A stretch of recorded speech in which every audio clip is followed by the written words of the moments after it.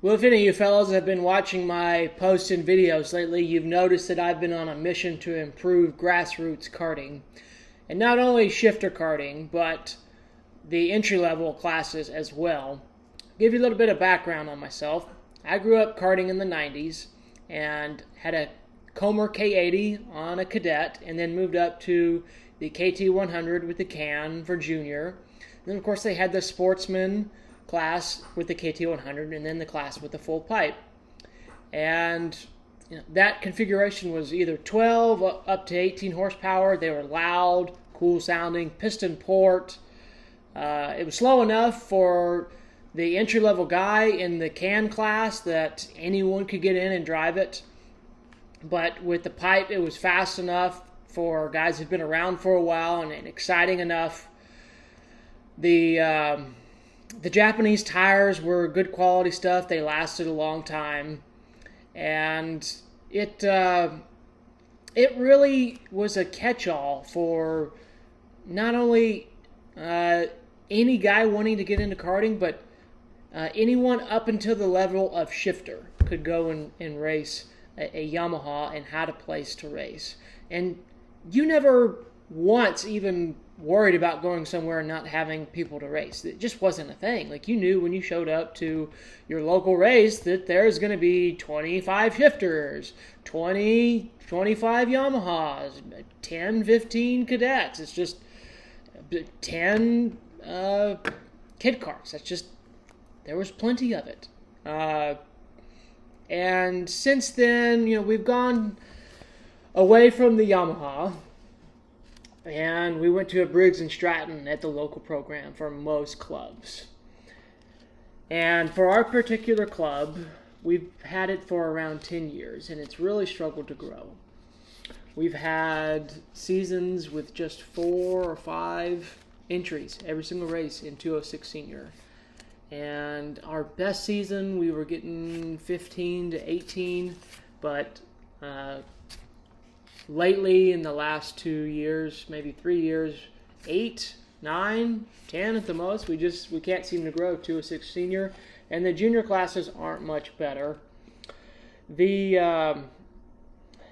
I'll tell you kind of a little mini story here. I'm at the track pretty often, and the gates are open where any pedestrian or non-karter can come in and check it out. And very often I see at least once an evening, or one per day, but oftentimes more than that, somebody drives in just to check it out. Maybe they're from dirt bikes or street bikes or mountain bikes, sim racing, off-road racing, side-by-sides, whatever, and they want to come check out karting. And so they drive up, and they'll come talk to the guy at the desk, and forever, that at our local track, that guy was more of a 4-stroke guy, and rightfully so. He would say 206 is where you start, then you move up to something like a K100 or another tag kart, and then up to shifter. And they say, okay, and they go sit in the stands and watch, and 206 goes by, and it's slow, and it goes by, and that run group goes off the track, and then the tag class goes out, and they see a Rotax or a KA rip by, and that gets their attention. And then a shifter rips by, and then they're out there by the fence with their phone, videoing that. Oh my gosh, and they come in the pits after I come off the track, and they're asking me questions, and they're hyped up, and like, man, this is so badass, and and I tell them, well, this is not the thing to start off with. I have tens of 20s, 30,000 laps. You need to start off with something slower, and they just get turned off by the sound and the speed. 206 just can't seem to keep people interested or get people into the sport. Not only are they slow, but they vibrate a lot. The other unfortunate problem with the program is the class structure. From junior 2 to senior and to master, you go slower as you move up in class. They don't sound good. If you're going to race it, you need to send the head off every 3 or 4 hours, and that's anywhere from $150 to $200. You have to change the oil after every day, And when it comes to racing it competitively, not only do you have to stay on top of the valves in the head, but there's a lot of gray area in this class, in my opinion, and a lot of BS that goes along with it, and it really detracts from the overall vibe or intent of the class. So, since the Yamaha has went away, and we've done this 206, there's also been tag engines this whole time too. We've had Rotax, we've had the Miami, the Leopards, the X30s, and the KA was tried, introduced, 5-6 years ago, and it's had some success, but that's not a KT100 replacement. The KA100 is 23, 24 horsepower, and our Sportsman Yamaha class was 13, and our pipe class was 18. So quite a jump there. Carts were lighter back then too, so maybe there's a little difference there, but that KA vibrates like hell. If you don't, just like the 206, if you don't have a seat pad in it, it cannot vibrate so bad it messes with your vision. The service intervals are quite quite short compared to some other things that are out there on that KA100. You got the engine on your elbow. It was a noble effort, but I don't think it was the right effort. And I want to add something else in here too. There's something that's really been pushing me to grow this. Not only is it something that I want to see come back, because I grew up in an era which this sector of karting was flourishing very well, but I have often new drivers, young drivers, women who want to get into the sport, and I don't want to put them in a 206. It vibrates too much. It's not true karting to me. So it's one reason why, especially lately, I've been putting some effort into, outside of my tire testing, to try to figure something else out here, and this is what I come up with. So this is a little project I've been working on. I want to touch briefly again on the air-cooled stuff. Since the death of the Yamaha, I know that the Miami and the other 100cc stuff has tried to come back in popularity. And no one has tried to restrict that down to that 13 or so horsepower. The Briggs is 11, but it's targeted for entry-level karting. And although I'm sure you could take those engines and restrict them down to, Briggs or 13 horsepower or so like the Yamaha was. It's not the best karting has to offer. Modern karting, that the air-cooled stuff is not counterbalanced. It vibrates like hell, and for entry-level karting, to anyone getting the sport, is already sensory overload. Like, they feel like they're going stupid fast, and they're going like 30-40 miles an hour. And to add in all the vibrations where you can, it messes with your vision is, in my opinion, it's not the best karting has to offer. Like, we have really nice modern pieces now, whether it's, Rotax or some of the other Italian stuff. So this is what I've been playing with. The first thing I initially tried was, this is a Junior Max engine. And to give you a little more insight, our club, to replace KA100, for some of the reasons I just mentioned earlier, in which KA100 has died because of, we took a Junior Max engine and we call it Club Max to replace it. It makes similar power. It's maybe 2/10 faster because it's got a little more grunt off a corner. It doesn't vibrate at all. Smooth, fast, kick in the pants. Like, it really comes off a corner good. And it's been excellent for growing that part of the market. So what I've been trying to do is take this same package and adapt it to that Yamaha Sportsman or something maybe in between. We had the Yamaha with the pipe on it. It was a little bit faster, but I think we could take this engine and kind of get the market that we're missing that's going to 206 for entry-level stuff. So the first thing I did was I took the 18mm header and I ran it with the junior pipe, or the standard pipe. And it was unbelievably quiet. It was the quietest thing I ever driven. It was almost electric quiet. And it vibrates so little that I thought I was going so slow. And I came in and looked at the micron, and it was still 3 seconds faster than a 206, but 3 seconds slower than the Club Max. So kind of right in the middle. And I thought, well, that would be great for someone starting off, but maybe it's a little too fast. And if we're going to take one package and use it for a class for entry-level karting, I think it needs to make more noise, just to be more exciting sounding. And the next thing I tried was taking all the packing out of the silencer, which I don't have here, but I took all the packing out and I ran it without the packing and the silencer just to make more noise, and it was obnoxiously loud. It was a terrible idea. The next thing I did is the first, I don't know, 6 inches of the silencer, I put the packing back in. And that was better. It wasn't as obnoxious, and it definitely made more exciting noise. But I thought it might still be a little too fast for like true entry-level karting. And so the next thing I did was put a Minimax pipe on it, just like it is, with the packing in it. And it was close.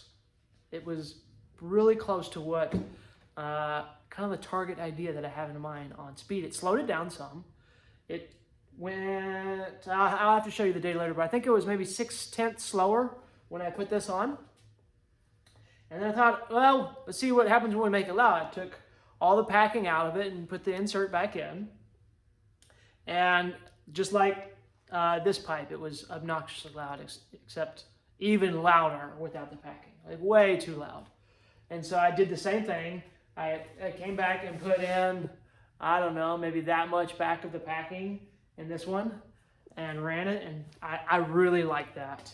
If we had to keep spec parts, I think it would be no problem just to leave all the packing in. It was a major improvement, I will say that, in just the excitement of the sound. But if I had to have a vote in what to do, I would say we could leave the packing open. Like if someone wants to leave it in, it's fine. I actually went slightly faster by taking the packing out. It was minimal. I want to say it was maybe 1/10 faster. I went 2/10 faster on the big pipe when I took the packing out, which that was interesting. But I say maybe just leave it open if someone wants to leave it in, or I don't know. I think there needs to be some packing because it gets obnoxiously loud. So anyway, now I'm rambling. Benefits. These engines in this configuration run and run and run and run and run. I think there's kids that race competitively at our local club with 250, 300 hours on this engine. And Briggs, you're taking the head off every 3 or 4 hours. So engine guys, if you're watching this is where I need you to back me up in the comments on the road tax reliability, and let the 4-stroke guys know that how reliable this engine is in this configuration. Now, they're water cooled, they're not on your elbow, they sound fun, especially with this Minimax pipe. The Minimax pipe sounds really cool. I'm going to attach a video here at the end of this. You can run it on 91 pump gas. It's like 3 or 4% oil, so very little oil you have to put in these in the premix. Water cooled. And here's the cool thing on this. Mojo has just started remaking the D1. It's supposed to be an improvement over the older D1, which was rock hard, as we all remember, but it lasted forever. I know some people complain that the tire was too hard. I'm a guy that thinks tires have gone way too far in the soft direction for club racing, so we're going to try and test a set here soon. But man, what a cool package this could be. A Minimax setup that's, I don't know, I think it's $600 actually, cheaper than the Junior Max engine, and runs forever. You can run it on a Mojo D1 tire that's going to last forever. Probably be adequate enough grip for something slower like this. And anyway, what a cool little package. I'm going to talk more about it in the office.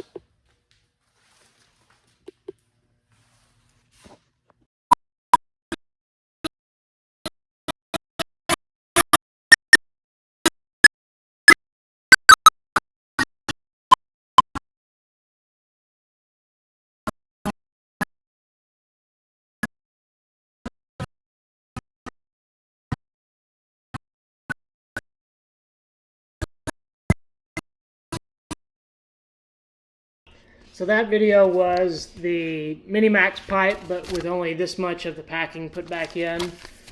I thought it sounded pretty interesting. It was definitely exciting to sound. I don't think the video did it justice. I asked, that was a kid driving it, what he thought. He had just come out of a 206, and he thought it sounded really cool. It was also not geared right. We were only hitting 11.5, so we were, I don't know, 1,200 RPM off, so quite. It was geared for a completely different track configuration, and I just didn't get around to gearing it right. But yeah, it would definitely sound more exciting with another 1,200 RPM.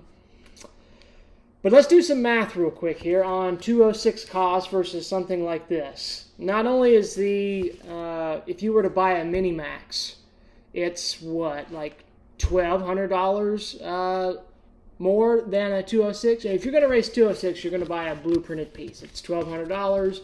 You're going to buy a clutch with it too, because that doesn't come with it.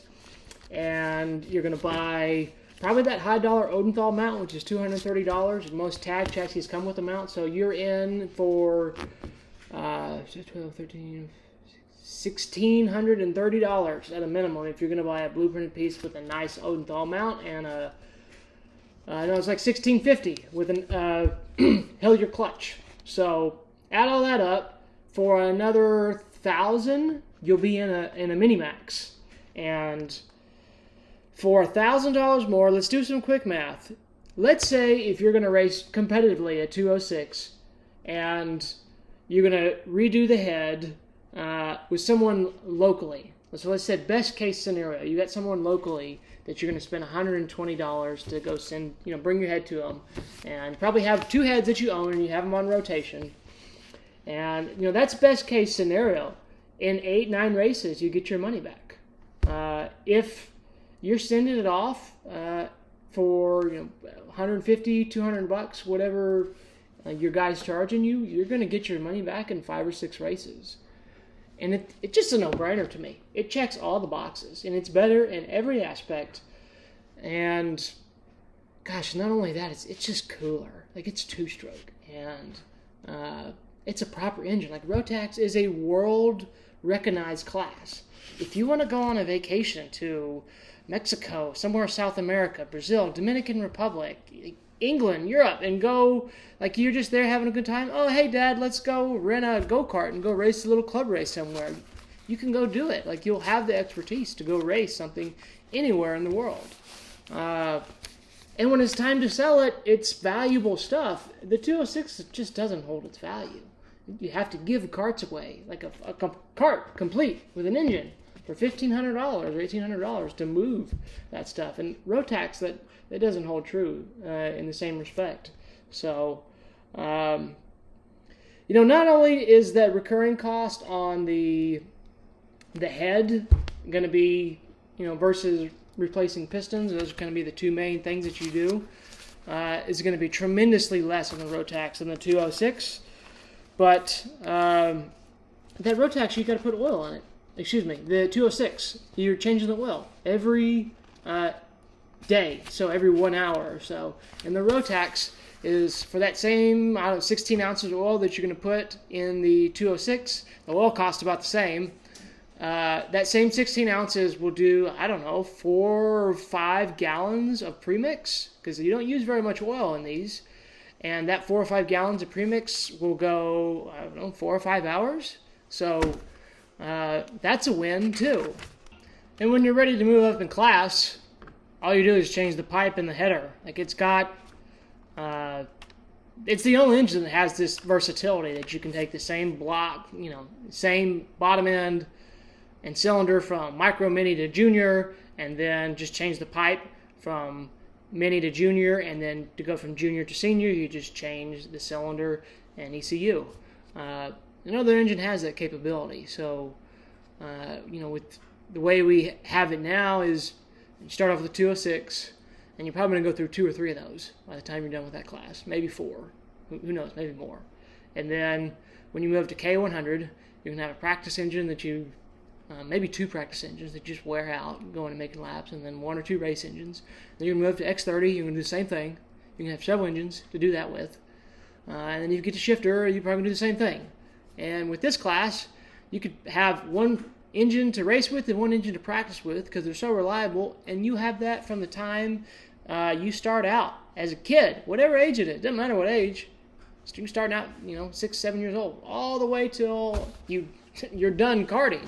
Really, no other package has that versatility. For our local track, I have it grouped into 4 groups: shifter stuff, the fastest, the tag classes, which is like the intermediate level of karting, and then these 2 are beginner level karting. This one being the 206 classes, and this is this more economical Rotax formula that I'm playing with right now. I called it EcoMax, Economax, just a name I've come up with. It's nothing that's actually said as a name or anything. I originally had the idea of Novice Max, but I was having a conversation with my father, who's been around karting probably longer than anyone else, and he would never himself race the sportsman stuff as a kid just because he didn't want to race anything that's associated with beginners. So I think there's some merit to that, and possibly it's not always, even though it is a class for novices, maybe not the best idea to call it novice or club if you want it to catch on more, or have guys that are more competitive race it. So let's talk a little bit about, let's talk about the 206. If you notice, with the blue slide and the black slide going from Junior 1 to Junior 2, they're about the same speed. And I believe that's a fairly national, this whole formula is a fairly national recognized formula. Some clubs go to a green slide that slows us down a little bit, so at least there's progression from Junior 1 to Junior 2, but you go slower from Junior 2 to 206, and then slower from 206 to Masters. And that's a major flaw of that program, along with its other flaws, and that it's just too slow. I think, like I said before, it's not exciting enough. Even for entry-level guys, it just gets boring fast. And I think this area of lap time here is where that market really needs to be at. Not here, but more here. This was Yamaha territory here. And as you can see, we had this large gaping hole from what we have from modern tag stuff to 206 stuff. And, I think it's just all a matter of who's pushing it. If the club's pushing 206, then that's what they're going to run. If the club's pushing this, it's what they're going to run. Even though 206 may not be better for the karting community. Again, even though these engines brand new may be $1,000 more expensive than a 206, people have the money for it. Like if they're going to buy a new 206 cart for $4,500 or whatever they go for, they have the money to buy a new Rotax or a used Rotax. The Rotax is going to last a lot longer, and the used market, or the carts on the used market, are going to be a lot more competitive than the carts in the used Lo206 market. If you buy a used Lo206, it's usually for practice only. Somebody has worn it out already, especially the motor. So for this formula here, what we started off with, like I explained in the garage, and what we ended up coming up with was basically for the senior EcoMax class, a Minimax. It's exactly a Minimax as it comes out of the box. Or you can take a Junior Max or a Club Max and just change the pipe and header.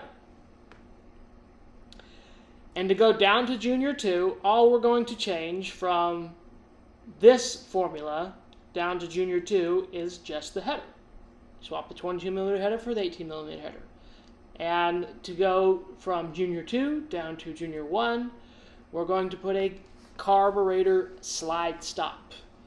And that's how we're going to get the progression here. Although it is definitely slower than the tag stuff, it is still faster than 206. In my opinion, it's right in the sweet spot of where it needs to be for entry-level karting. And all these engines will last forever. So hopefully this gives some context and a good visual of where my idea is going. and maybe don't get too caught up on the idea of in exactly what I'm doing here. Maybe somewhere else or someone else has a better idea with something else. But at least this is a good starting point for conversation of how do we really get back the grassroots level of karting to where it was in the 90s and even the early 2000s. We've since lost our way. I've seen, as anyone who's been around a while, I've seen it been so much fun. It was the highlight of my childhood, and to see it in the state that it is now is just depressing. It's almost philanthropic work that I'm doing now to patch this hole in karting. But anyway, I'm going to stop rambling, and if you want to discuss this more, please feel free to talk about it in the comments, and see you at the track.